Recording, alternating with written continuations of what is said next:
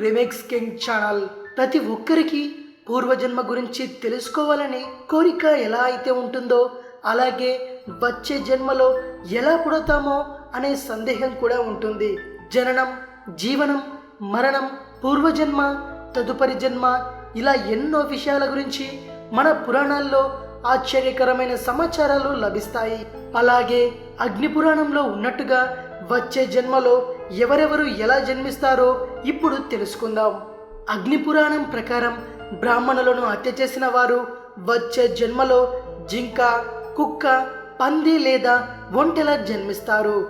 అలాగే మద్యం సేవించువారు వచ్చే జన్మలో గాడిదల్లాగా జన్మిస్తారు.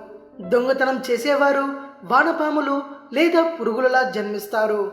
ఆహారాన్ని దొంగతనం చేసేవారు వచ్చే జన్మలో మూగవారిగా జన్మిస్తారు. పేదవారి సంపదని, ఆస్తిని కాజేసిన వారు వచ్చే జన్మలో రాక్షసుడిలా జన్మించి అడవిలో ఒంటరిగా బ్రతుకుతారు.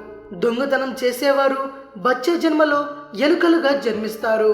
జంతువులను దొంగతనం చేసేవారు మేకలాగా జన్మిస్తారు. అగ్ని పురాణం ప్రకారం పాలను దొంగతనం చేసేవారు వచ్చే జన్మలో ఆవులా జన్మిస్తారు. పండ్లను దొంగతనం చేసేవారు వచ్చే జన్మలో కోతిలా జన్మిస్తారు. మాంసాన్ని దొంగతనం చేసేవారు వచ్చే జన్మలో రాబందుల్లాగా జన్మిస్తారు. దుస్తులను దొంగతనం చేసేవారు వచ్చే జన్మలో కొంగలా జన్మిస్తారు. అగ్ని పురాణం ప్రకారం ఉప్పుని దొంగతనం చేసేవారు వచ్చే జన్మలో మిడతలాంటి పురుగులాగా జన్మిస్తారు. తెలుసుకున్నారు కదా. ఈ వీడియో గనక మీకు నచ్చినట్టయితే లైక్ చేయండి, షేర్ చేయండి. మరిన్ని ఇంట్రెస్టింగ్ వీడియోస్ కోసం రిమిక్స్ కింగ్ ఛానల్ని సబ్స్క్రైబ్ చేయండి. మరో వీడియోతో మీ ముందుకు వస్తాను. అంతవరకు సెలవు.